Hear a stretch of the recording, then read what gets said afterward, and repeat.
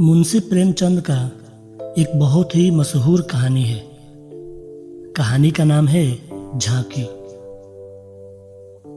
तो ये कहानी बहुत ही खूबसूरत, बहुत ही अच्छा है। आइए सुनते हैं कैसा है। तो कहानी ऐसा है, कई दिनों से घर में कोहराम मचा हुआ था। माँ अलग मुंह फुलाए बैठी थी और बीबी अलग मुंह फुलाए बैठी थी। घर की माहौल में जैसे जहर भरा हुआ था। रात को खाना नहीं बना। दिन को मैंने स्टोव पर खिचड़ी पकाई थी, पर खाया किसी ने नहीं। बच्चों को भी आज भूख न लगी थी। छोटी लड़की कभी मेरे पास आकर खड़ी हो जाती, कभी माँ के पास, कभी दादी के पास, पर कहीं उसके लिए प्यार की बातें नहीं थी। कोई उसे गोद में न उठाता था, मानो उसने भी बहुत बड़ा अपराध किया हो।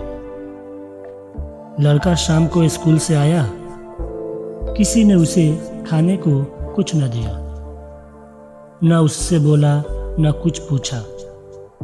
दोनों बरामदे में मन मार कर बैठे हुए थे और शायद सोच रहे थे, घर में आज क्यों लोगों के दिल उनसे इतने फिर गए हैं। भाई बहन दिन में कितनी बार लड़ते हैं, रोना पीटना भी कई बार हो जाता है, पर ऐसा कभी कुछ नहीं होता कि घर में खाना ना पके या कोई किसी से बोले नहीं। यह कैसा झगड़ा है कि 24 घंटे गुजरने पर भी शांत नहीं होता। यह शायद उनकी समझ में नहीं आता था। झगड़े की जड़ कुछ नहीं थी। अम्मा ने मेरी बहन के घर तीजा भेजने के लिए जिन सामानों की सूची लिखवाई थी, वह बीबी को घर की स्थिति देखते हुए बहुत अधिक मालूम हुई। अम्मा खुद समझदार हैं। अम्मा खुद समझदार है। उन्होंने थोड़ी बहुत काट छांट कर दी थी, लेकिन बीबी के विचार से और काट छांट होनी चाहिए थी। 5 साड़ियों की जगह 3 रहते तो क्या बुराई है। खिलौने इतने क्या होंगे, इतनी मिठाई की क्या जरूरत है। उनका कहना था, जब रोजगार में कुछ नहीं मिलता, रोज के कार्यों में खींचतान करनी पड़ती है। दूध घी के बजट में तकलीफ हो गई तो फिर तीजे में क्यों इतनी उदारता की जाए। पहले घर में दिया जलाकर तब मस्जिद में जलाते हैं। यह नहीं कि मस्जिद में तो दिया जला दें और घर अंधेरा पड़ा रहे। इसी बात पर सास बहू में तकरार हो गई। फिर शाखें फूट निकली। बात इधर से वहां तक जा पहुंची। बात कहां से कहां तक जा पहुंची। गड़े हुए मुर्दे उखाड़े गए। दूसरी चीजों की बारी आई। फिर एक दूसरे को ताने देने का वक्त आया। फिर खूब बहस होने के बाद चुप होने का वक्त आया। मैं बड़े असमंजस में था। अगर अम्मा की तरफ से कुछ कहता हूं तो बीबी रोना धोना शुरू करती है, अपने नसीबों को कोसने लगती है। बीबी की तरफ से कुछ कहता हूं तो बीबी का मुरीद हूं, इसकी उपाधि मिलती है। इसलिए बारी बारी से दोनों पक्षों का समर्थन करता जाता था, पर खुदगर्जी से मेरी हमदर्दी बीबी के साथ ही ज्यादा थी। खुलकर अम्मा से कुछ न कह सकता था, पर दिल में समझ रहा था कि ज्यादती इन्हीं की है। दुकान का यह हाल है कि कभी कभी बोहनी भी नहीं होती। असामियों से टका वसूल नहीं होता तो इन पुरानी लकीरों को पीटकर क्यों अपनी जान संकट में डाली जाए।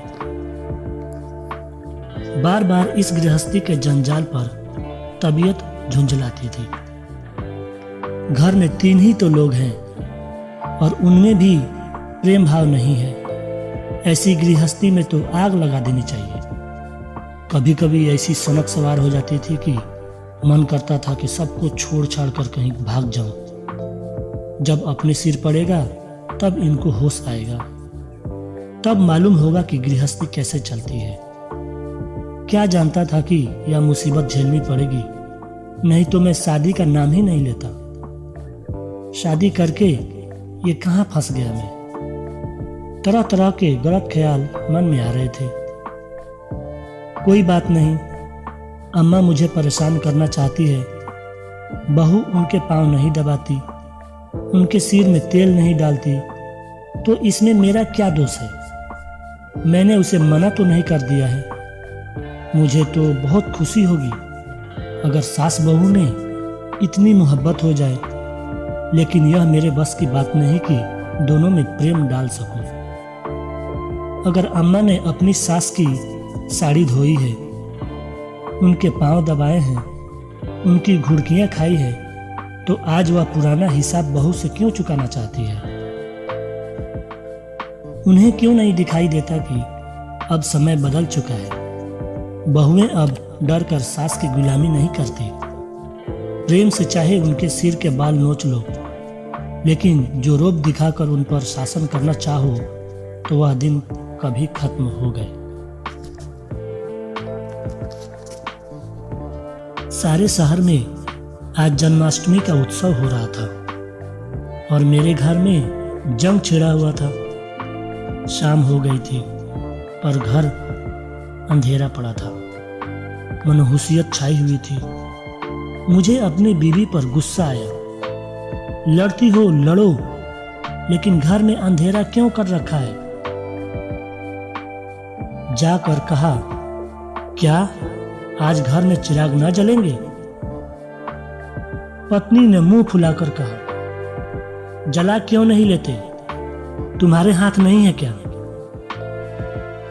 उसकी बात सुनकर मेरी देह में आग लग गई। बोला, तो क्या जब तुम्हारे चरण इस घर में नहीं आए थे तब घर में चिराग नहीं जलते थे क्या। अम्मा ने आग को और हवा दी। नहीं, तब सब लोग अंधेरे में ही पड़े रहते थे।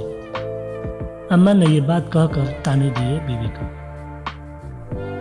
पत्नी जी को अम्मा की इस टिप्पणी ने पजामे से बाहर कर दिया। पत्नी बोली, जलाते होंगे मिट्टी की कुप्पी, लालटेन तो मैंने नहीं देखी।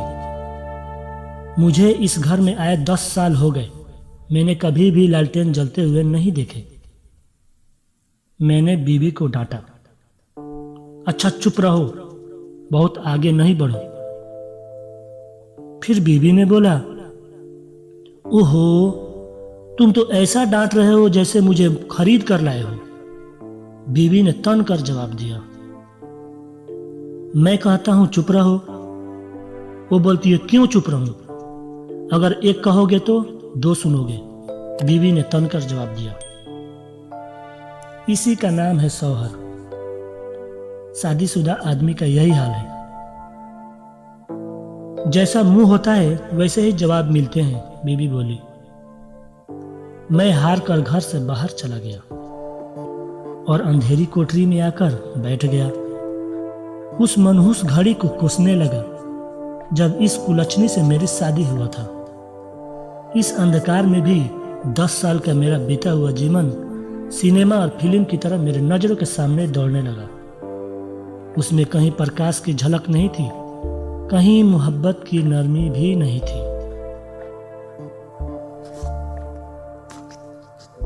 सहसा मेरे मित्र पंडित जयदेव जी ने द्वार पर पुकारा। अरे आज यह अंधेरा क्यों कर रखा है जी, कुछ सूझता ही नहीं, कहाँ हो तुम सब। मैंने सुनकर कोई जवाब न दिया। सोचा यह आज कहां से आकर सिर पर सवार हो गए। जयदेव ने फिर पुकारा, अरे कहां हो भाई, बोलते क्यों नहीं, कोई घर में है या नहीं।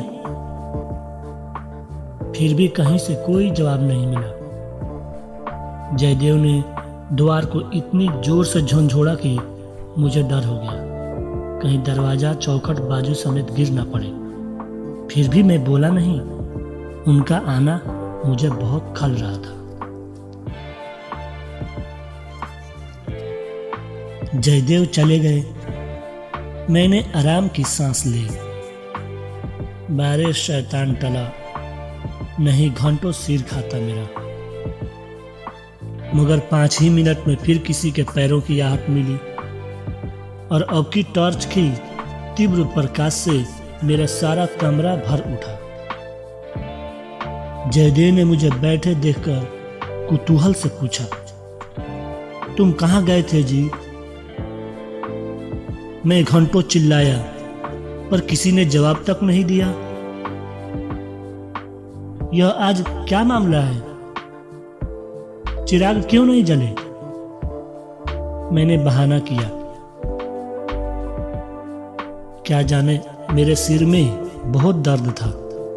दुकान से आकर लेटे तो नींद आ गई और ये तो घोड़ा बेचकर और सोए तो घोड़ा बेचकर, मुर्दों से शर्त लगाकर। हाँ यार, नींद आ गई, क्या करता मैं। जयदेव बोला, मगर घर में चिराग तो जलाना चाहिए था है ना, या उसका भी रीट्रीटमेंट कर दिया? आज घर में लोग व्रत से हैं, हाथ ना खाली होगा। खैर चलो, कहीं झांकी देखने चलो। सेठ घूरेमल के मंदिर में ऐसी झांकी बनी है कि देखते ही बनता है। ऐसे ऐसे शीशे और बिजली के सामान सजाए हैं कि आंखें झपक उठती है। सिंहासन के ठीक सामने ऐसा फव्वारा लगाया है कि उसमें से गुलाब जल की फुहारें निकलती है। मेरा तो चोला मस्त हो गया, सीधे तुम्हारे पास दौड़ा चला आ रहा हूँ। बहुत झांकियाँ देखी होगी तुमने, लेकिन यह और जो चीज है, आलम फटा पड़ा है। सुनते हैं दिल्ली से कोई चतुर कारीगर आया है, उसी की यह करामात है। मैंने उदासीन भाव से कहा, मेरी तो जाने की कोई इच्छा नहीं है। सिर में जोर का दर्द है। तब तो जरूर चलो, दर्द ना भाग जाए तो कहना। जयदेव ने कहा, तुम तो यार बहुत जिद करते हो। इसी मारे मैं चुपचाप पड़ा था कि किसी तरह यह बला टले, लेकिन तुम सिर पर सवार हो गए। कह दिया ना, मैं नहीं जाऊंगा, जाओ तुम। और मैंने कह दिया, मैं जरूर ले जाऊंगा। जयदेव भी पीछे नहीं हट रहा था। मुझ पर विजय पाने का मेरे मित्रों को बहुत आसान नुस्खा याद है। यूं हाथापाई, ढींगा मुश्ती, धौल धप्पे में किसी से पीछे रहने वाला नहीं हूं। लेकिन किसी ने अगर मुझे गुदगुदाया और परास्त हुआ, फिर मेरे कुछ नहीं चलता।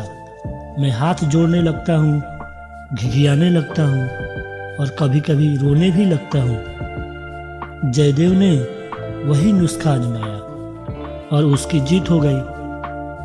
संधि की वही शर्त ठहरी कि मैं चुपके से झांकी देखने चला। सेठ घूरेलाल उन आदमियों में से हैं जिनका नाम सुबह सुबह ले लो तो दिन भर खाना न मिले। उनके मक्खी चूस पने की सैकड़ों ही दंत कथाएं नगर में मशहूर है। कहते हैं एक बार मारवाड़ का एक भिखारी उनके द्वार पर डट गया कि भिक्षा लेकर ही जाऊंगा। सेठ जी भी अड़ गए कि मैं भिक्षा नहीं दूंगा, चाहे कुछ भी हो। मारवाड़ी उन्हीं के देश का था। कुछ देर तो उनके पूर्वजों का बखान करता रहा, फिर उनकी निंदा करने लगा। अंत में द्वार पर ही लेट गया। सेठ जी ने रत्ती भर परवाह न की। भिक्षुक भी अपनी धुन का पक्का था। सारा दिन द्वार पर बेदाना पानी पड़ा रहा और बेचारा अंत में वही दरवाजे पर ही मर गया। तब सेठ जी पसीजे और उसकी क्रिया इतनी धूमधाम से की कि बहुत कम किसी ने ऐसी की होगी। भिक्षुक का सत्याग्रह सेठ जी के लिए वरदान हो गया। उनके अंतःकरण में भक्ति का जैसे रास्ता ही खुल गया। सेठ घूरेलाल अपनी सारी संपत्ति धर्म के कामों में खैरात कर दी। हम लोग ठाकुर द्वारे में पहुंचे तो दर्शकों की भीड़ लगी हुई थी। भीड़ इतना था कि कंधे से कंधा छिलता था। आने जाने के मार्ग अलग थे, फिर भी हमें आधे घंटे के बाद भीतर जाने का अवसर मिला। जयदेव सजावट देख देख कर लोटपोट हुए जाते थे, पर मुझे ऐसा मालूम होता था कि इस बनावट और सजावट के मेले में कृष्ण की आत्मा कहीं खो गई है। उनकी वह रत्न जटित बिजली से जगमगाती मूर्ति देखकर मेरे मन में ग्लानि उत्पन्न हुई। इस रूप में भी प्रेम का निवास हो सकता है। मैंने तो रत्नों में दर्प और अहंकार ही भरा देखा है। मुझे उस वक्त यही याद न रही कि यह एक करोड़पति सेठ का मंदिर है और धनी मनुष्य धन में लौटने वाले ईश्वर की ही कल्पना कर सकता है। धनी ईश्वर में ही उसकी श्रद्धा होती है। जिसके पास धन नहीं वह उसकी दया का पात्र हो सकता है, श्रद्धा का कदापि नहीं। मंदिर में जयदेव को सभी जानते हैं, उन्हें तो सभी जगह सभी जानते हैं। मंदिर के आंगन में संगीत मंडली बैठी हुई थी।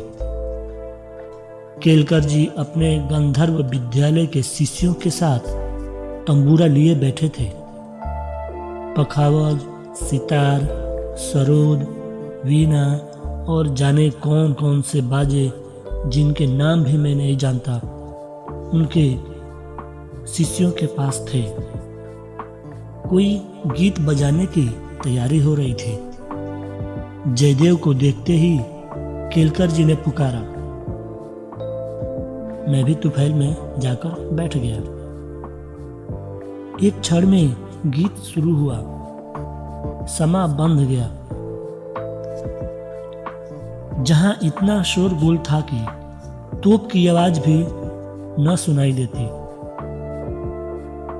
वहां जैसे माधुर्य के उस प्रवाह ने सब किसी को अपने में डुबा लिया हो। जो जहां था वहीं मंत्र मुग्ध सा खड़ा था। मेरी कल्पना कभी इतनी सचित्र और सजीव नहीं थी।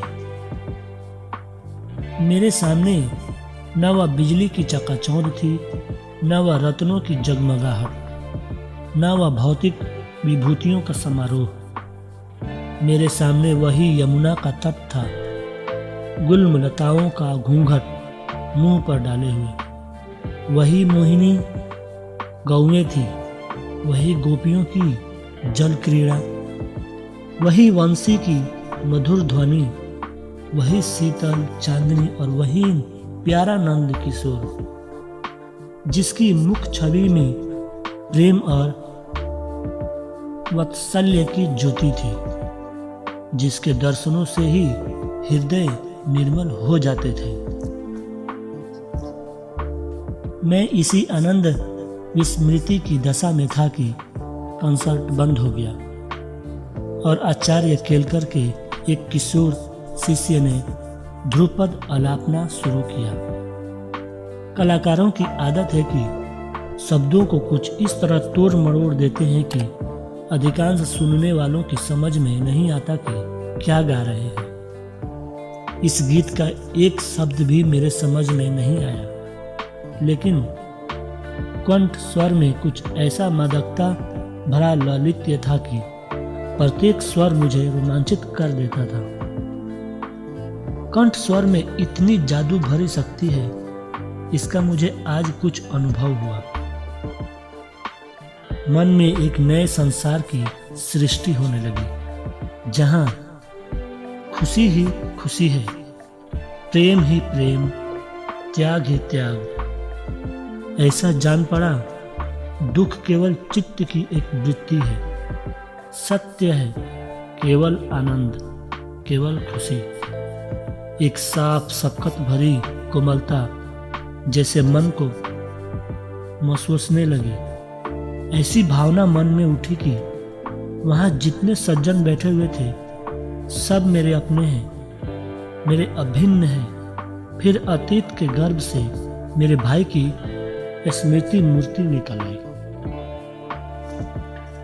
मेरा छोटा भाई बहुत दिन हुए मुझसे लड़कर घर की जमा जत्था लेकर रंगून भाग गया था और वहीं उसका देहांत हो गया था।